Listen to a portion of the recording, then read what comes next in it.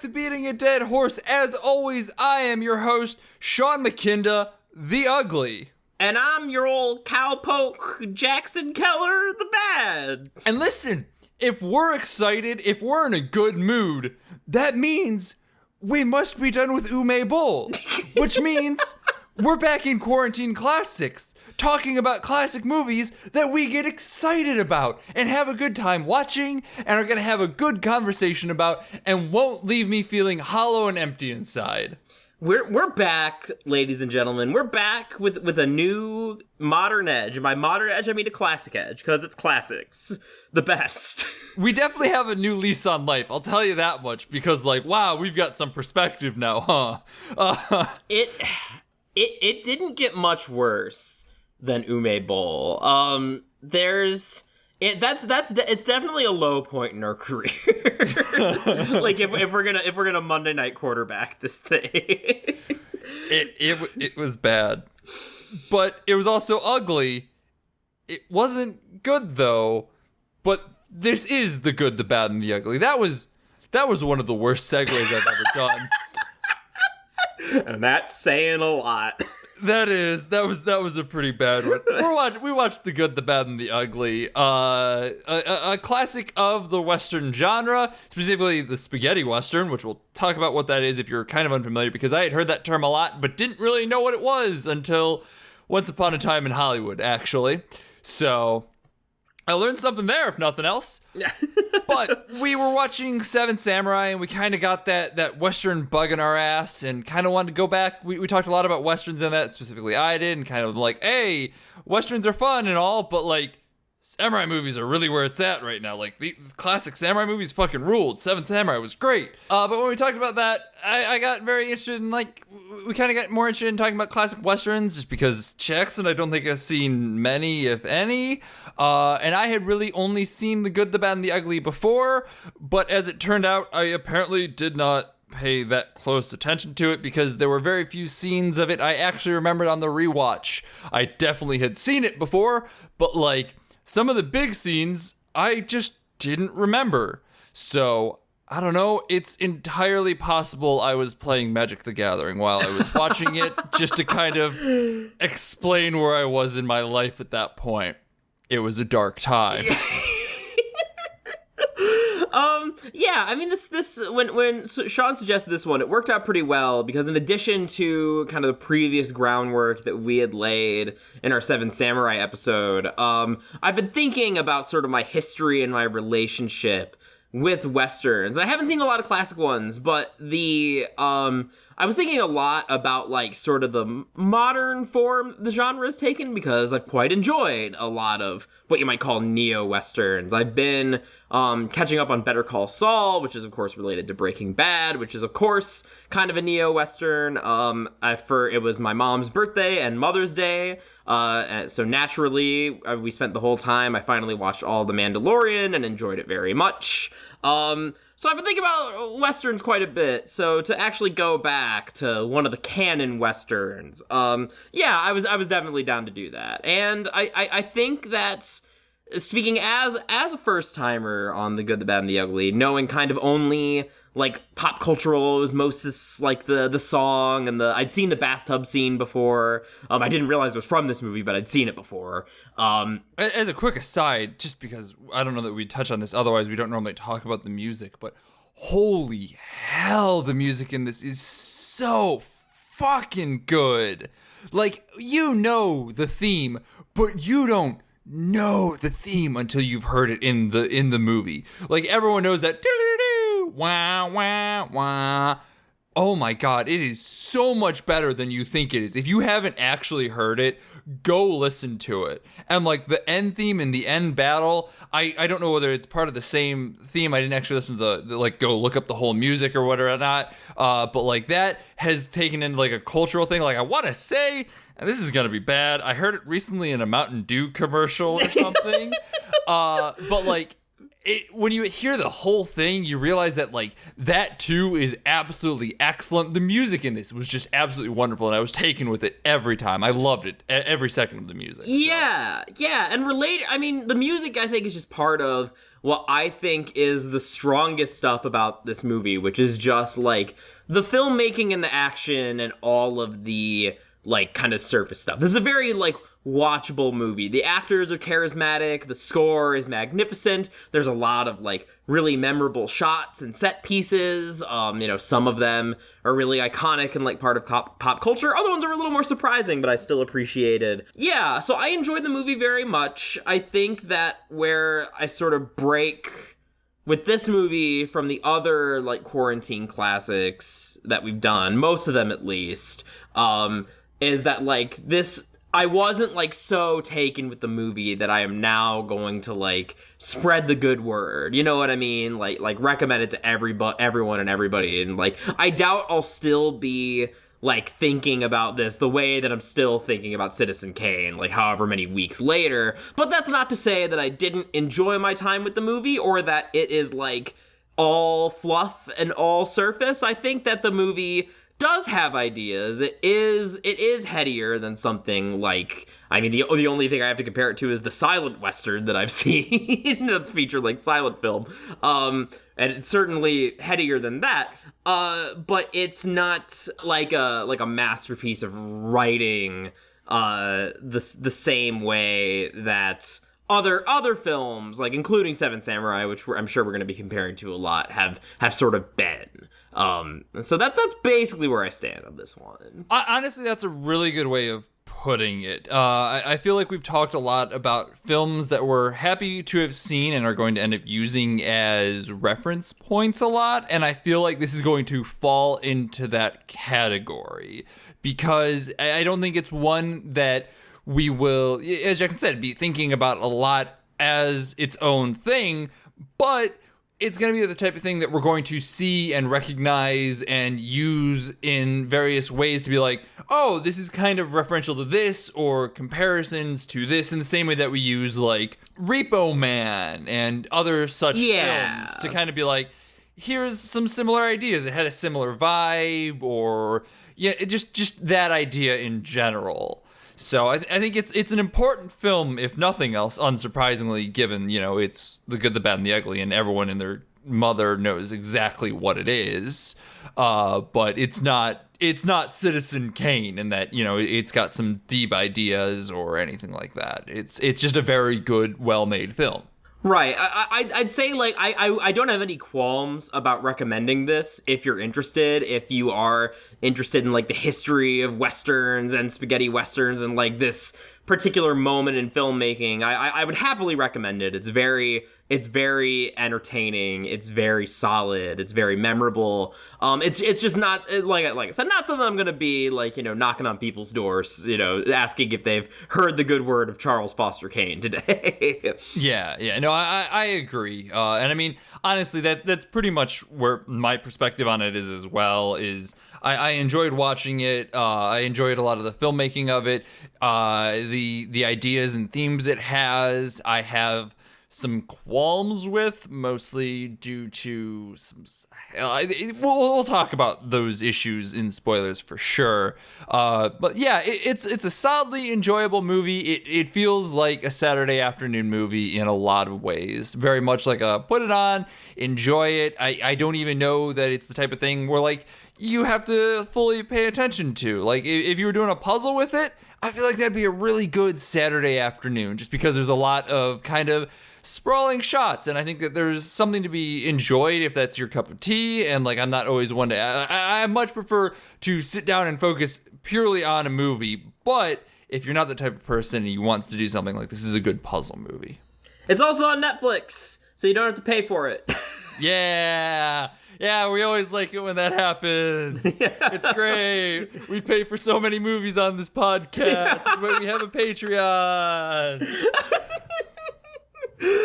Oh, amazing. So do you want to talk about a little bit about what a spaghetti Western is? Yeah, I was going to say, if we want to front load some of the genre stuff, I think that's probably the best, like, non-spoiler way before we get into the nitty-gritty. So if you're unfamiliar with the spaghetti western, as I said, I was until Once Upon a Time in Hollywood. Like, I was familiar with the term, and I knew it was, fairly derogatory as far as, like, filmmaking goes. Like, it has a negative connotation with it. Like, it's not like a slur, but it's, kind of like, I don't know if this is a good film type of thing to it. Once Upon a Time in Hollywood itself, like, Leo's whole character role is like, I don't want to be in no Italian films. Like, he literally says that. So that kind of gives you the idea. Although, to be fair, a lot of them, like, this movie's pretty well respected. So, like, it's undergone something of a critical reevaluation. I was going to say, it's well respected now. Yes. In its time period, not as much. Because what a spaghetti western is, it is a western directed by them Italians, to take a page out of DiCaprio's playbook. So for a while there, they were a lot of Italian filmmakers were making westerns, and the critical consensus of them was that they were subpar to the American western, and so were culturally pretty mixed in terms of reception. They have gotten more respect over time, given especially that, like, I think most westerns, if you ask somebody name a western, they're probably gonna name one of the three Man with No Name trilogy, quote unquote trilogy, which is the Clint Eastwood movies, Fistful of Dollars, A Few Dollars More, and Once Upon a Time. My God, I cannot talk today. The Good, the Bad, and the Ugly. Although, fun fact, they're not really a trilogy. It just kind of coincidentally happened that Eastwood. Clint Eastwood. Wow, this is not... My brain is just not working today. Clint Eastwood played a character in all three of them and played a similar character in all of them with similar clothing and mannerisms the entire time. And it kind of just slowly became that. Like, strictly speaking, he has a name in all three of the films. Like, he's credited with a name, I believe. And they're different in each one. Yeah. But he's never actually stated as, like, you are Phil. So it kind of just became a thing where they're like, yeah, it's a trilogy, and it kind of worked out that way. It's a trilogy like the Cornetto trilogy. Yeah. That's a good way of putting it. Yeah. So yeah, that's your brief history of spaghetti westerns. That's your brief trivia on God damn it, on The Good, the Bad, and the Ugly. That's what I have to say about it. Jackson, take it away. I know you've got some front load stuff too. Yeah, certainly. Please take the microphone away from me. I cannot keep talking. Someone backstage, you have the hook, ready to drag Sean off the stage. All right. So I've been thinking about westerns quite a bit recently, as I said, just because of what I've been watching recently, and in particular, kind of their cultural footprint and, like, doing an autopsy on, like, why the Western died out. Because kind of famously, if you don't know, like, if you're not that versed in, like, the history of cinema, like, Westerns were as popular and as prevalent, as we discovered, as superhero movies are today. Potentially more so, for what it's worth. Like, potentially more so. The rate of Westerns was higher than superhero movies are today, but the longevity of superhero movies has yet to be seen. We'll see, where it goes. But I want to say we had, like, 10 years, 76 Western movies back when. And that exceeds superhero movies at this point. Yeah, and plus, like I said, I can't remember the name of the film that I watched for that film class, but there was, like, Westerns were one of the most popular genres, like, going all the way back to the silent era. And so, like, that's a much longer reign, if nothing else, at least as of now. Like, really, it's only since, like, you had Superman, you had Batman, but, starting with, like, X-Men, Spider-Man, like, early 2000s is when the superhero machine gears really started to turn. Westerns, and they filled an interesting role back then, too. Like, just think about your dad's or your grandpa's, like, VHS or DVD collection. Like, I know I can imagine both of mine, and quite a few Westerns populate both of them. So the cowboy is the equivalent of, like, the medieval knight or the samurai, and there's a lot of connections that you can make there. But what's sort of weird is that I feel like knight in shining armor and samurai have had more lasting appeal than the cowboy has. And I've been wondering why that is. And I think there's a lot of different layers to it.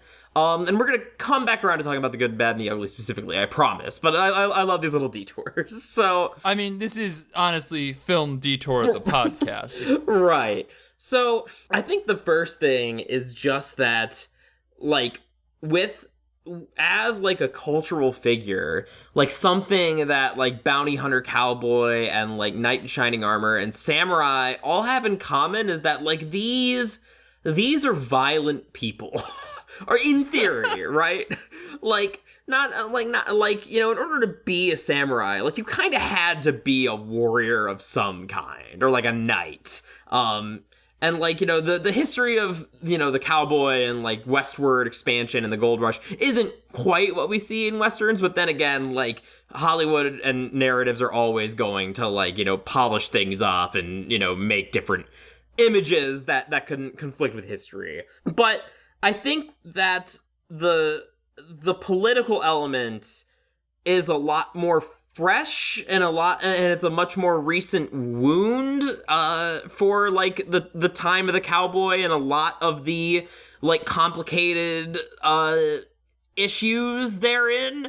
The fact that, you know, Manifest Destiny was basically a genocide of the Native Americans and all that is stuff that we still wrangle with today, which is not something that, and this is me making a generalization here, like, you know, everyone's history, like, impacts their present day in one way or another. But, like, I feel like people in Europe and people in Japan, like, aren't upset about, like, stuff that happened in the Edo area. Like, that's not a fresh wound, or like, you know, the Middle Ages. Like, we don't, that's not something that we think of as being something that's like politically relevant today. Whereas in this movie, like, you know, there isn't really like a like, you know, Native American, like cowboy versus Indian archetype or like what have you.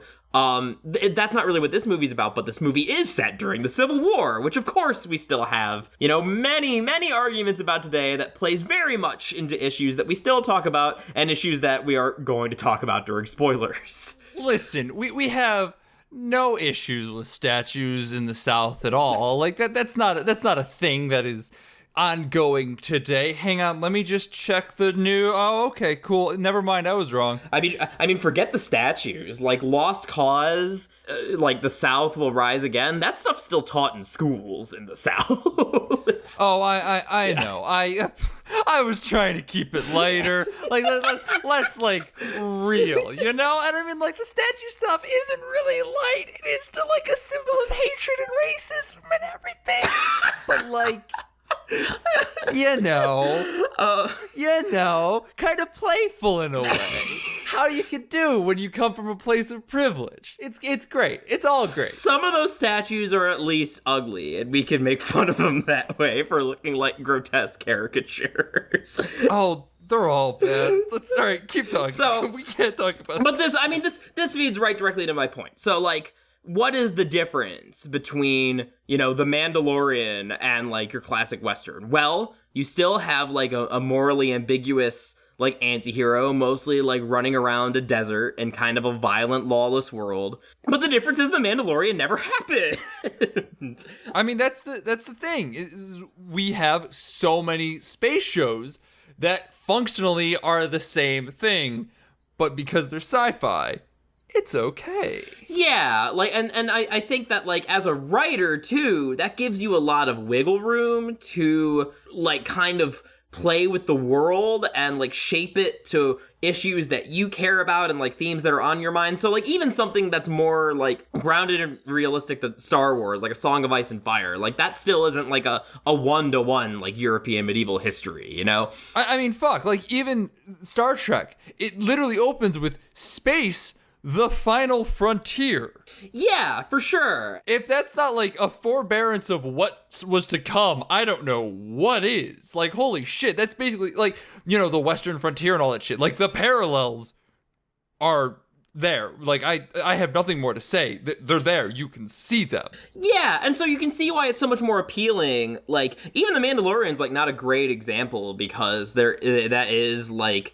kind of about, like, moral ambiguity. But, like, so Star Trek was probably a better example in that, like, you have Kirk is more of a, like, straight-laced kind of hero type. And the thing about, you know, the cowboy is that, like, you know, people, especially young people, like, need heroes. Like, that's why we tell stories, right? And they're just for one reason or another, like, you know, whether you want to call it the internet, whether you just want to call, like, the shifting of the times, it's not that people, of course, were not aware or not having conversations about, like, real, like, political issues, especially because, you know, they would have been even closer to, like, a lot of the origin points of this stuff.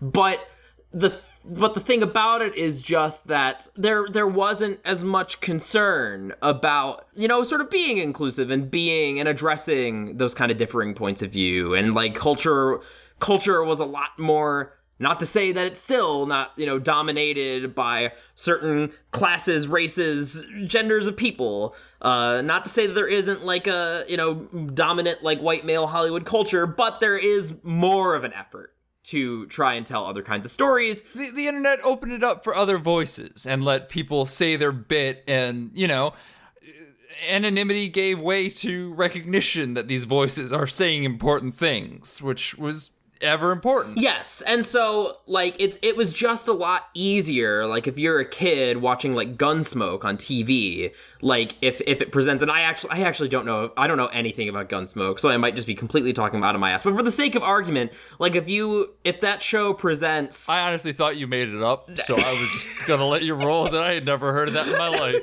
I mean, like, it's not just movies, like, cowboy shows are really popular, too. Gunsmoke was just one of them. I think that was, like, one of the longest running shows on television, unless I'm thinking... There was some cowboy show that was, like, a really long I was gonna say, let's not call it Gunsmoke. Let's call it Gunfire. So, you know, legally distinct so that we can't be sued. So if you're watching Gunfire and you're a kid and it just kind of straight face presents, like, the old finger quote savage Indian stereotype and all that racist caricature stuff, you're just gonna eat it up because it's taking a form that is presented to children as kind of a basic, like, good versus evil narrative about a time that was very much not that, and certainly not all from one direction either. Basically, what I'm trying to say is that we care a little bit more about people who aren't white people now, and that's a good thing. History does move forward, hopefully. Fingers crossed. Please keep moving forward. We might have taken a few setbacks in a couple of years. But yeah, I mean, like, even the fact that we have to make all these qualifiers, right? Like, I think we can generally agree that, like, we have moved forward in some ways. So the fact that things are fraught now, if they weren't as fraught back then, it's just because voices were being silenced. So that's kind of the problem with the cowboy as, like, the, like, superhero model. And something similar, I think has also happened to the soldier. Like, John Wayne is also famous for playing, like, soldiers. But now, modern war movies are so much less about, like, the glory of war. There's a lot of, even, like, video games, which are, like, sell themselves on the glory of war, like, usually will have, like, the pretense of some commentary about war. Like, even the Call of Duty games, like, have pretentious quotes about, like, the horrors of war every time you die. So, yeah, so, like, it's just easier to have kind of the hero fantasy when it's not being set against a literal genocide that we're still feeling the ramifications of. And the other thing I want to talk about while we're still in generalities, coming back to spaghetti westerns, that's one thing that, like, the movies, from what I understand, I'm by no means an expert, but I think that's one thing that the spaghetti westerns started to do and perhaps were criticized for, is that they started to work a little bit outside of kind of the old cowboy stereotypes. And I think that this movie is a pretty good example in that it's set against the backdrop of the Civil War, but the plot is mostly about, you know, just criminals. Like, you know, a big overriding thing is that even though Clint Eastwood's character is the good, he is not a hero in pretty much any sense. he's only the good in comparison to the other two, especially in comparison to Lee Van Cleef's character.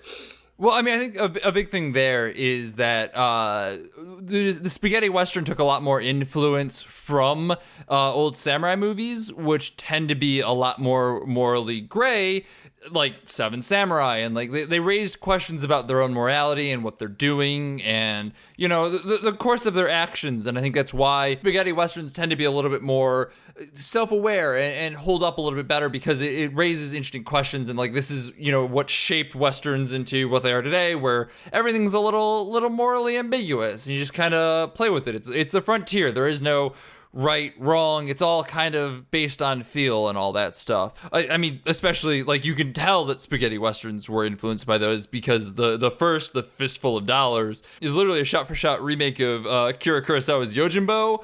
So much so that they got sued for it, and like the Kurosawa won. The Toho company won that lawsuit. So like there's some influence there, but I think that the spaghetti western is better for it, just because I think it's more interesting to have that moral grayness. And that kind of, I'm going to let that play into our spoiler conversation, because that's where things get interesting with the movie. Yeah, and the last thing I want to say before we move into spoilers is just that, like, my contention, thinking about the death of the Western, I don't think the Western has really died. I think it's evolved. I think it's changed. Like, we don't see, like, kind of your old John Wayne type so much anymore. But I think a lot, like, war movies, whenever a, like, more straightforward Western, like, something like True Grit comes out, it is more contemplative. It is more, like, actually dealing with a lot of, like, the ramifications and stuff like this. And it's not just that, like, you know, movies still get made. Some of the most popular stuff is like, I would argue, some form of Western, like space Westerns, you know, Mandalorian, it's a Star Wars thing. Star Wars itself took a lot of, you know, Western influence. And even something like Breaking Bad, I think, is probably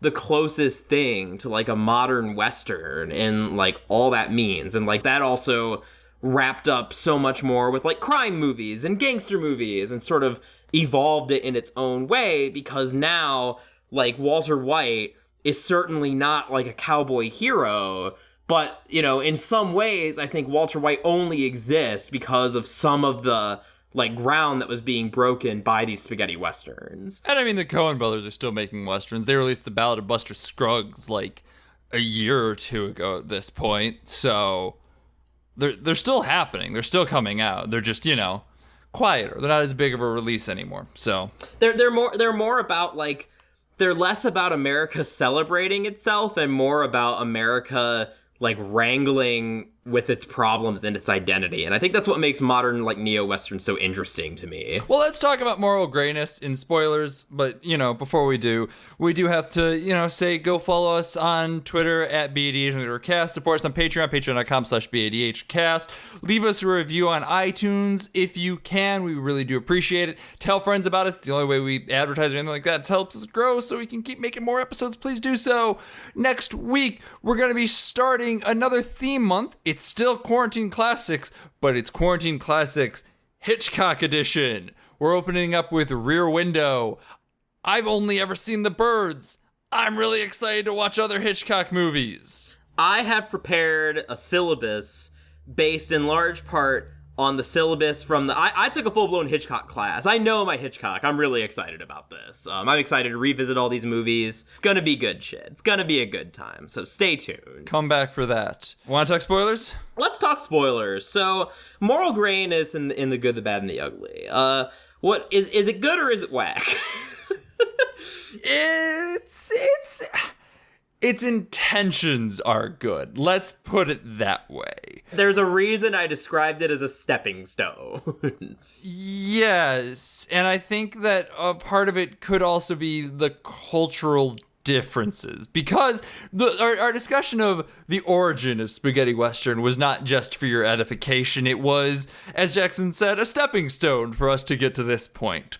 So the big themes beyond just our three good, bad, and ugly characters' moral grayness and how that all plays out in the West is it's kind of an anti-war movie, which tracks with the whole samurai movie thing, because those, at least from what we've seen of Seven Samurai, aren't really there to glorify war. They're kind of there as, war bad, people die, death is bad. We don't want people to die. You shouldn't want people to die either.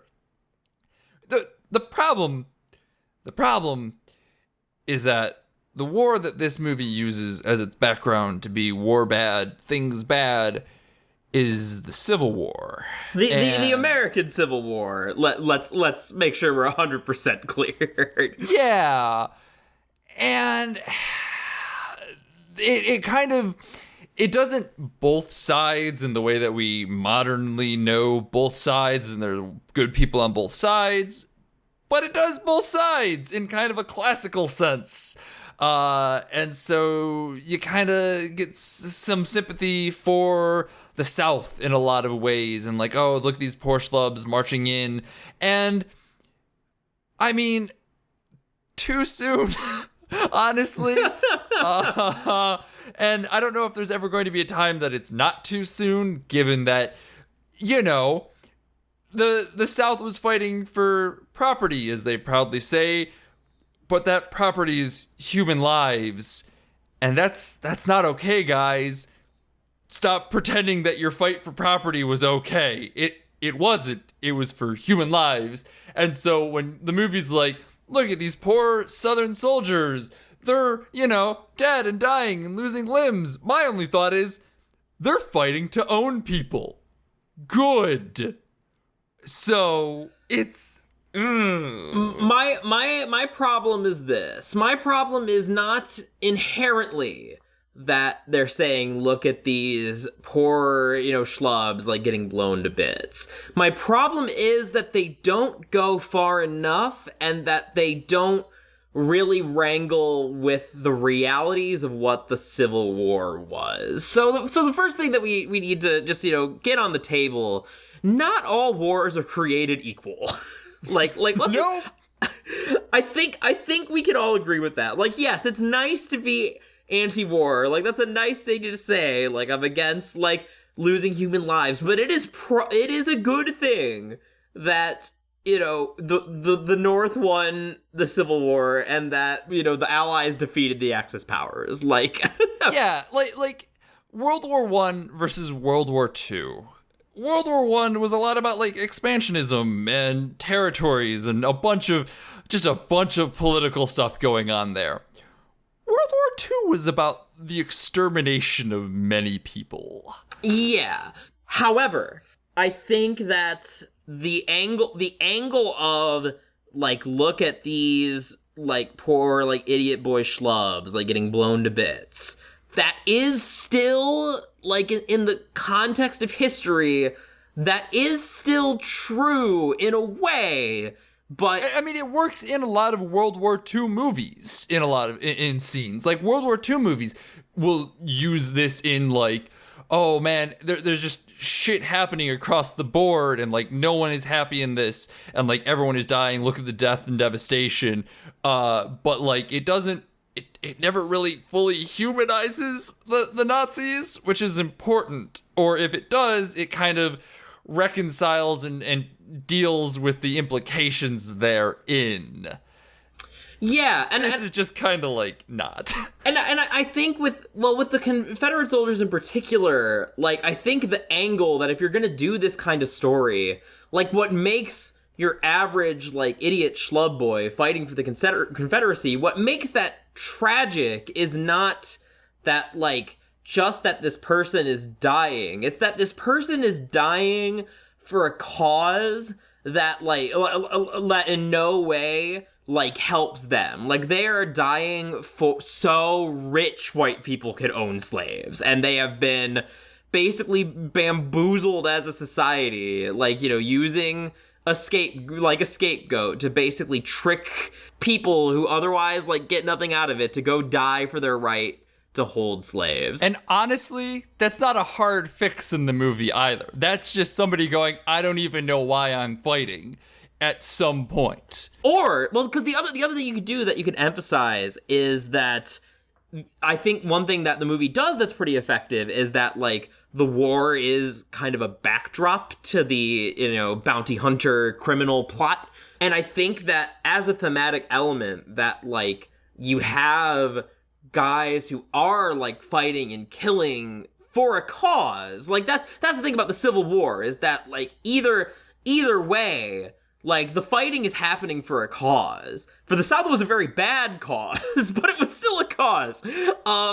Whereas in World War I, like, the way that this is shot with, like, a World War I thing, it's much more like World War I was truly, like, a pointless scuffle between, like the wealthy, the landed, the aristocracy, that sort of thing. Dude, man, I couldn't even tell you the whole root cause of World War I. I know it's the assassination of Archduke Ferdinand, but there's a reason that just kind of went, and, like, power stuff, because I know that there's, like, a whole bunch of, like, political stuff going on with it, but, like, it's not as easy as, hey, Nazis, slave owners, bad people. Yeah, and so I think that that with the choice of, like, this particular war, like, the same story set in, like, World War I, for example, I think works a lot better.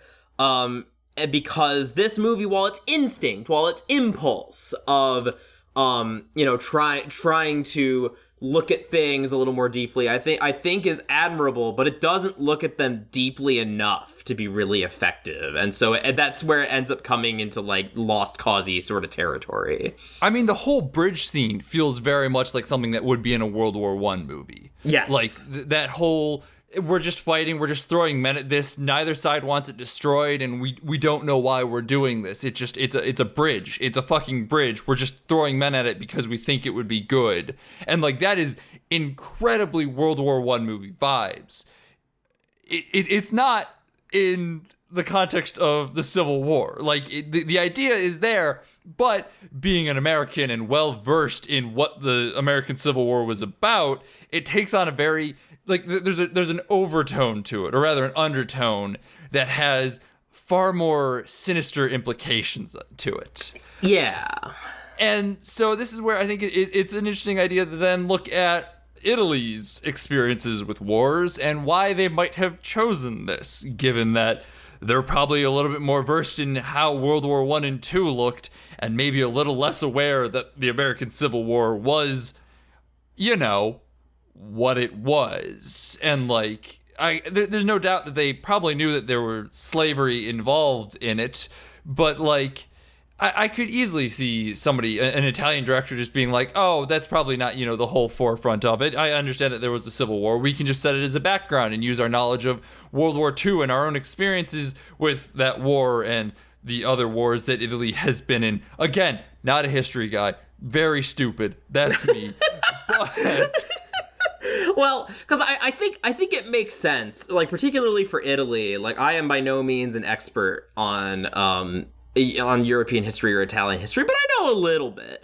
And I think with Italy it makes sense because so much of Italy's history, like, it has not existed as, like, a unified country for that long. Like, a lot of Italian history is, like, city-states and nation-states and, like, sort of kind of samurai era, like, squabbles for power between different, like, powerful families and stuff. And that's not really something that ever happened in American history, which I think is one of the key distinctions, what sort of differentiates, like, finger quotes, old world history versus new world history, right? Not to say, I mean, of course, I'm sure there were, if you go even further back to the various, like, Native American civilizations and tribes, like, I'm sure the Aztecs, like, had some territory struggles with other tribes and, like, tried to get all that stuff. But as far as, like, our written history, that element, that, like, Sengoku era, that like, medieval Middle Ages. Of course you bring Goku into this. That I'm pretty sure that's what it's called with the I believe you. You just said Goku, and that. Listen, if there's a meme in this podcast, it's that you don't shut up about Dragon Ball. So I just had to jump on it. All right. Of course, the famous period in Japanese history when all the warring shoguns were united by Goku descending from the heavens, the Sengoku era, of course. But as far as like, you know, the history of the Americas as like we know them today with like colonialism, that's a history of colonialism. That's not a history of warring nation states. And I think that that's one thing that sort of is in some ways, like, it's always interesting to see a culture interpret another culture, right? Like, that's what I like about JoJo, is that, you know, speaking of anime and weeb shit, is that one of the reasons I appreciate JoJo is that Hirohiko Araki is clearly, even if he's not like the most well-read person, he's very obviously interested in like other countries and like making an attempt to be worldly, and that's not super common in anime. And so I think it's interesting, but I think that like this is the Civil War element is definitely where we're seeing a sort of tension. Like an American filmmaker would not make a movie like this. Like they would either lean more into kind of the pro-union, anti-slavery, anti-racism stuff, or they would be just straight up like D.W. Griffith, like racist, like Lost Cause. Or even just have it as a background setting. Like, I think the real problem with this is not so much that like it doesn't make a stance, but the fact that like they just slide back and forth between the soldiers and they feel the same on either side. That is a very non-American stance to be able to take in that. Yeah, like, that for is sure. not something we would do in any way, shape, or form. I think like having in the background and like just having the war happen, I think would be fine. Like, I don't think those scenes before we got ingrained in that, where like they were just being shelled and whatnot by cannonballs, I didn't have a problem with that. Yeah, or like when they mistake the Union guys for the Confederate guys and get captured, like that's a pretty neutral scene, right? Yeah, but the fact that like they're just like silently ingratiating themselves to either side very much feels, as I said, World War I, where you can just move from one side to the other and they're both as confused and lost as the other. Yeah, it's a very European sentiment, that like there is bad blood between countries and between peoples, but it's not the history of race in America is very complicated, okay? It's very complicated and brutal. It's not those people who went from like Liechtenstein or whatever and left with an army of 10 people and came back with an army of 11 people because they made friends with somebody. Like, yeah. We don't have that here, especially not in the Civil War. No.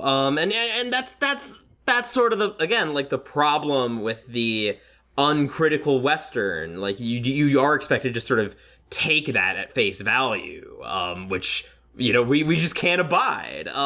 So yeah, I mean that's I think that this is a stepping stone, and maybe it did take like, you know, kind of an outsider perspective to, you know, really get the ball rolling on examining some of those things. But as it is, like watching it as a modern viewer, it's definitely it definitely doesn't resonate the way something like Casablanca does, to say the least. And I mean, Casablanca has its own share of problems, but the difference there is that they don't crop up until the last 3 minutes, whereas here they're kind of strewn throughout, and this is a 3-hour movie, and so like as soon as it starts happening, the seed gets planted, and you spend the rest of the movie trying to figure out if it's saying something before it ultimately not. I think what was so weird is that like I would have been, I think, less wary of the movie. Like, I would have understood what it was going for sooner, but I feel like it takes a long time before we meet any sympathetic Union character. Oh my god, yeah, no, for sure. I was so worried that we weren't going to. Yeah. Like, I was terrified because it spends like the first 2/3, half of it just painting the North in like a really bad light, and I'm just like, oh, so this is what we're going to be talking about on the podcast, huh? Like, this is the part, because, I mean, the rest of it's fine, but like it doesn't have the meat. And I mean, granted, this is what we talked about, but thankfully it wasn't just like, oh, okay, cool, so we're just painting the North in a bad way. It's not just that the movie was made by a bunch of racists who like want the South to rise again, which wouldn't make any fucking sense because they're Italian. Like everyone involved in the movie but Clint Eastwood is Italian. Oh yeah.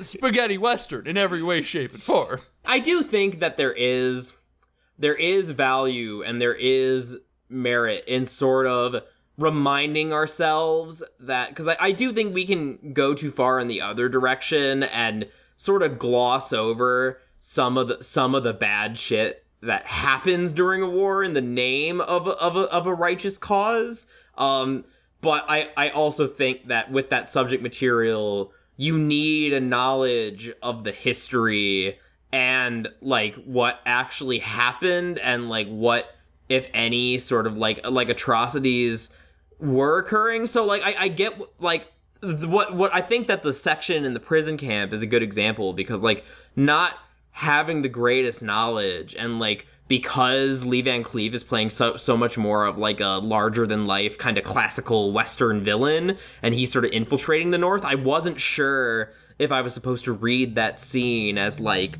you know, the Union like torturing prisoners of war was like an actual common thing, or if that was just like a plot device like brought on by the villain. And that starts getting into like gray areas where like, yeah, like we don't like the narrative of saying that, like, you know, America came and saved the day in World War II, and, you know, nothing we ever did was bad and we were the good guys, is an oversimplification, and doesn't do the full, like, history and the reality justice, I don't think. But if you're going to do that, you need a deft touch so you don't come out looking like a Nazi. I mean, I to be fair, I feel like, given the context of spaghetti westerns in the time and just the general idea of the film, I really don't think that when they were making this movie, they'd expect two assholes to be doing this to it 70 years later.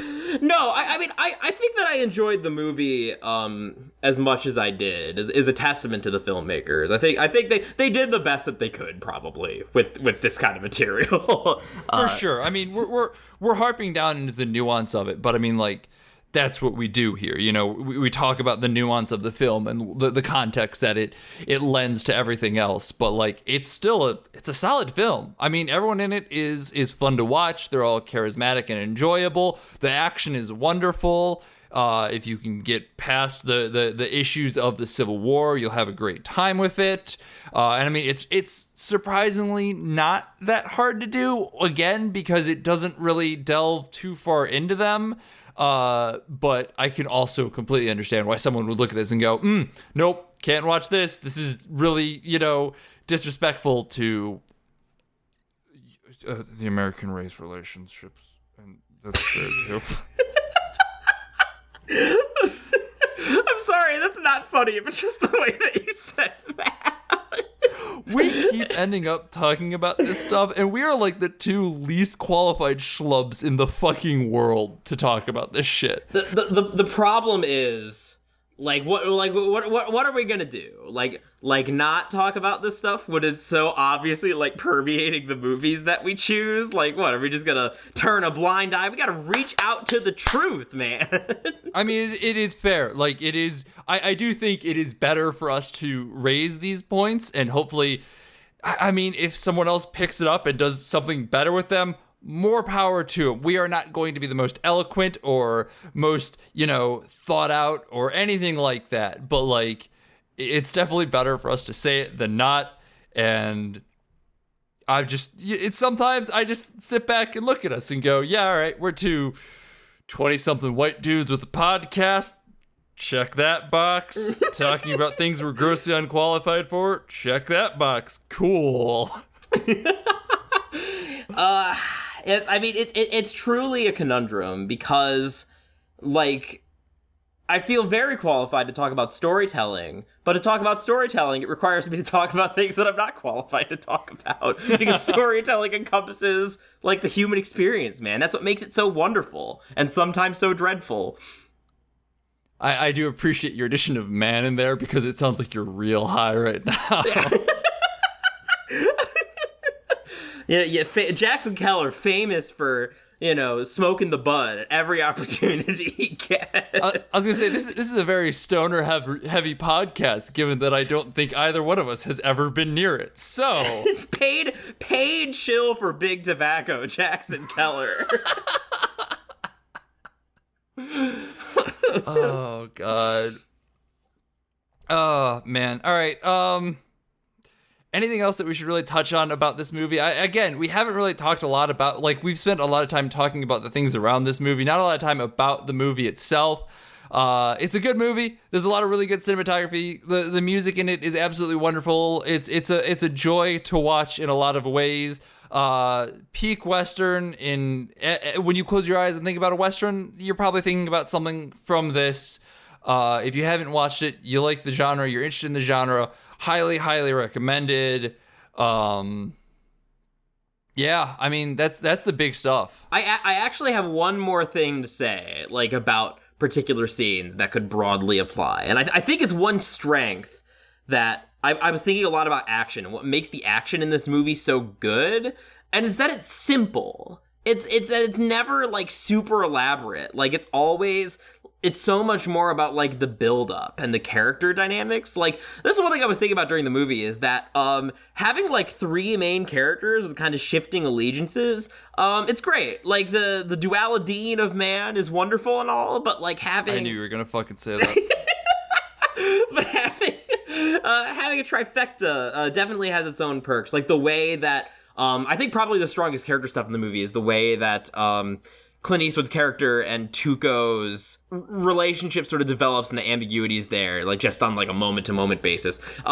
It's really good stuff, and I think that relating to that, because it's rooted in these character dynamics, we can get so much more tension out of just a standoff, or a single gunshot in a bathtub, or Tuco attached to, this was one of my favorite scenes, and he was attached to the big guy that he yeeted off the train. Oh, God, that whole scene, that was so uncomfortable. Holy shit. Yeah. Oh, and then when he, used the train to fucking break it off. You can do, I think that one disadvantage of the superhero genre, and something, I think that certain superhero movies actually are pretty good about this, the Raimi Spider-Mans and some iterations of Batman and what have you, but not making the action so big. I love me a Dragon Ball Z fight, but so many, it's always the complaint I have with superhero movies, that it ends in a big third act color explosion. We've seen it so many times now. Whereas this has genuine grit and cleverness and wit and really unique shot composition. It has true grit. It is a man of true grit. I will say, to your credit there too, the worst scene in the movie is the cannon fire scene, and that's super action heavy, where it's just zoom in, fire cannon, zoom out, fire cannon, zoom in, fire cannon, and that was nauseating. That was awful. I hated watching that. Yeah, that was just noise. But when they're when he's setting up the noose at the end, and is he gonna shoot him free? Is he gonna make him stay there? That whole setup of him he leaves the gold right in front of him and ties him up, and he can't get down without accidentally handing himself. That's a super tense scene. It's the stuff left unsaid in the shot. Yeah, the words, the actions left unsaid in the shot.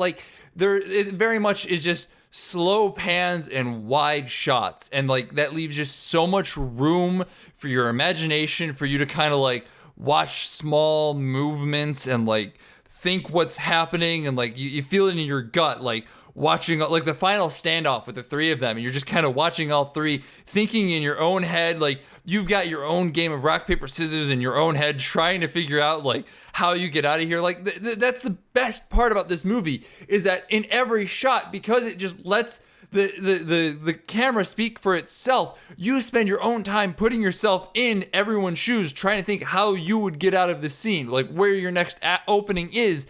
like you are a character in the film, which is brilliant. It's wonderful. Like, I can't imagine, like, Captain America, how do I get out of here? I don't know. I'm not Captain America.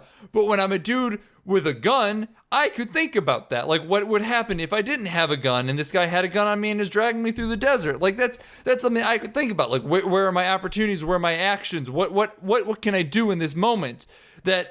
And like, the camera lets you think that because it's very slow and deliberate and gives you time to put yourself in those shoes, something that a lot of film doesn't really do. It plays characters, not to you, but to them.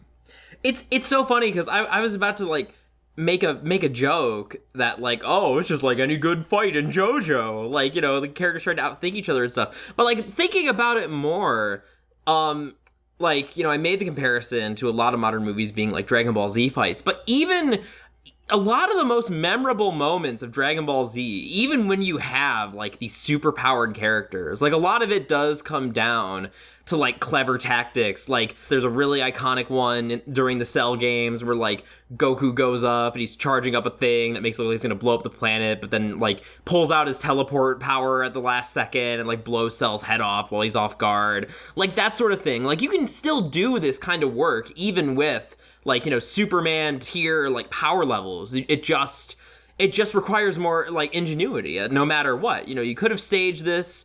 You know, the cannons are a perfect example. You just have them shoot a bunch of cannons at each other, or you can actually construct a scene. And that's what this movie is best at, and that's why I think it's still really worth watching. And that's also why the final section of Doctor Strange, the movie that we ragged on, I don't remember if we did it in the pre-discussion or if we did it on in the podcast itself. We rag on Doctor Strange a lot here. Doctor Strange is our go-to generic bad Marvel movie at this point. But we have to give it credit for that final scene. It is by far the most memorable of the final scenes in Marvel movies because it does something different and makes you think. And it is very, very good in that regard. It plays with the big explosions and stuff, but does so in a way that is way more cerebral and fun than I just punched you so hard your jaw fell off. Like, I think it says a lot that, like, if I say Dormammu, I've come to bargain to any Marvel fan, they will know what I'm talking about. Whereas, like, I don't remember a single beat about what happened in the ending of, like, Guardians of the Galaxy 2 or, like, Ant-Man. I don't remember the final battle of Ant-Man, but, like, you know, that Dormammu, I've come to bargain, like, that was really clever. So you can still do it. You gotta build around the story and not build the CGI battles first and then put a story in later, which is what they mostly do now. Yeah, I mean, the stuff that you remember in Marvel movies are mostly quips anyway. Like the final section of fucking Guardians 2, the only thing I remember from that is, I'm Mary Poppins. I was just about to say that. Yeah, that's the only thing I remember about the ending of that movie. I also remember Pac-Man, but that's because that made me mad because I thought it was really stupid. But outside of that, yeah, there's not really much to remember in that final battle. Like the Dormammu, I've come to bargain, is the only thing that's been, like, actively clever and interesting as far as final battles go. Yep. Like, even in Endgame or whatever the new one was, I just already blanked on it. That's kind of not a great sign. But, like, you remember the portals opening. That's not a spoiler. Everyone's seen that image at this point. I don't care. But, like, the actual fight itself, okay, cool. You don't remember that part because it's just flashing colors. There's no thought put into it. So, you know, it's funny. Well, I think that, like, you know, I'll stop talking about superhero movies after this. But I think that the final battle in Endgame versus the final battle or not the final battle, but the one on where they're on Titan in Infinity War. And I didn't really care for Infinity War. I, like, preferred Endgame overall, but that final battle was so... Oh, hey, I was right. It was Endgame. Infinity War's the one before it. Okay, cool. Yeah, no, you were correct. I would have corrected you. But Infinity War, like, that also, like, that fight isn't great. It devolves and just kind of colors at times, but, like, they have a plan that they're trying to execute, and, like, you can remember the flaws in the plan. You can remember, like, Thanos having Tony Stark like dead to rights and giving him his kind of like I hope they remember you speech. Like there was a little more back and forth, whereas like the final battle of Endgame was kind of just like, and I know why they did this because it's supposed to be like the grand finale, but it was far less memorable and satisfying than, you know, like, oh, we're gonna pull the glove off of Thanos. Like that's so much simpler, but it's so much more memorable of a scene. I mean, I think what it really boils down to is the idea of just having a plan, period. Because, like, you can say, like, yeah, I don't know if this is true. I feel like, I swear to God, at one point, Ant-Man goes like, don't worry, I have a plan. And then, like, you just see things happen. It doesn't feel like there's actually a plan. It feels like a series of events just kind of unfolding. But, like, in this, you can feel the plan, and they don't need to actually say, like, I have a plan. You can tell that there's, like, stuff going on, and, like, your big brain trying to figure out what that plan is as it's happening, like, watching things transpire and be like, okay, well, I see this now, trying to figure out where the lies are and kind of get in the head of the characters. And, like, in Infinity War, like, there's a plan there, and it's set up what that plan is in a lot of ways, and you watch it fall apart or go on, and, like, just knowing that plan is way more interesting and tense than I have a plan, fight. That's nothing. That sucks. That's boring. Because you don't have that tension of, is it going off without a hitch? You just know that someone somewhere said, I have a plan, whether they actually had a plan or not. And, like, half the time that's the joke of, like, oh, does he really have a plan? I don't know. Superman punches Zod until it's time to break his neck. That's modern action. I forgot that he broke his neck in Man of Steel. Yeah. Oh, God. Oh, man, that movie makes me upset. That movie was bad. That movie might be worse than Batman versus Superman. It is, you know, it might be. The more I think about it, it might be. We can't talk about that. We have to end here. It's time to be done. But I did want to, because I was thinking about the action a lot, and I think it'd be remiss not to talk about that. So no, for sure. And I think we did a good job of explaining why it works and what's so interesting about it, and just like it's great in that way. Like, that's why Death Note's so tense, because it's all about, like, learning plans and stuff like that. And that's right, I made an anime reference. Suck it, nerds. King, pop off on the weebs. I have a couple animes up my sleeve. Don't worry about it. I can do it sometimes too. I've been Sean McKinda. You can find me on Twitter at Sean_McKinda. My letterbox is Sean McKinda. My rating's over at 25yearslatersite.com. Hopefully other places soon. Fingers crossed. We'll see what happens. I'm Jackson Keller. You can find me on YouTube, which I haven't updated in forever, and Twitch, which I also haven't updated in forever. But I've been co-streaming with my friend Connor at his Twitch, Genghis_Con_. We've been playing Smash Bros. That's probably the best place to find me at the moment, embarrassingly. But I got a lot going on. I'm a busy man. Coronavirus ain't keeping me from reaching my potential. That is the problem when you're working on, like, online mediums and stuff like that. Is like, I've still been incredibly busy, despite the fact that everyone's just chilling at home. Like, my life has not changed because of coronavirus. I am just as busy as I ever was. So, fun.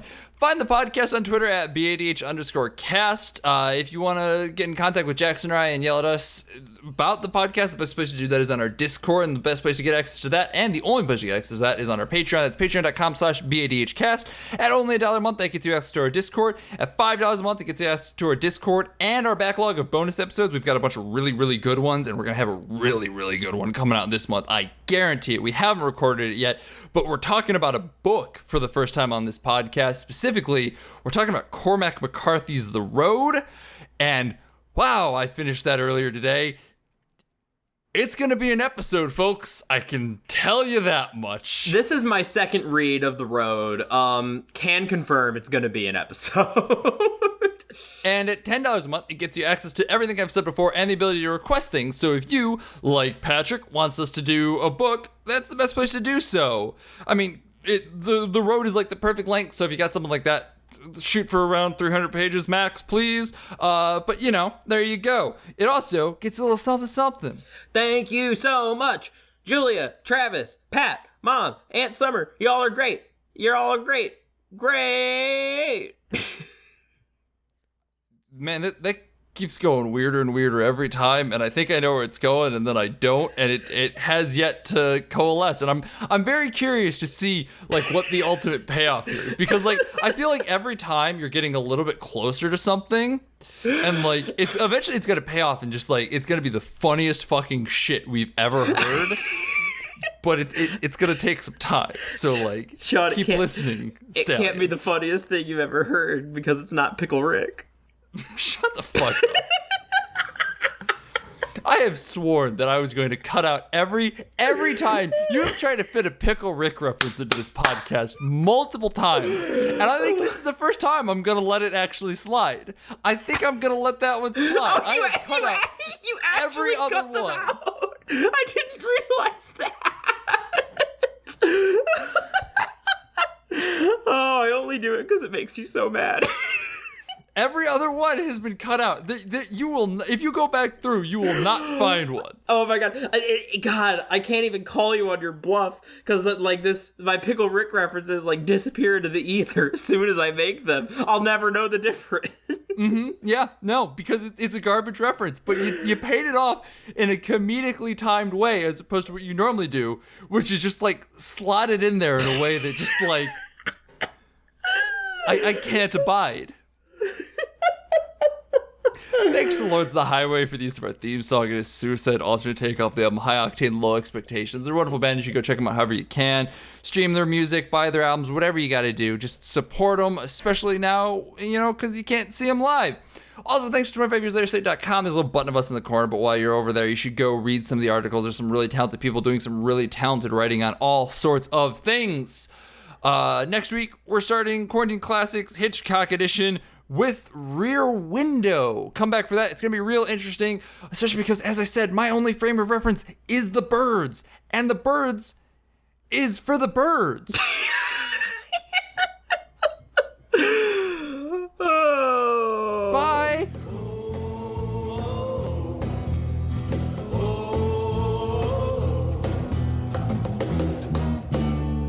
Don't you go into the ground. Don't you go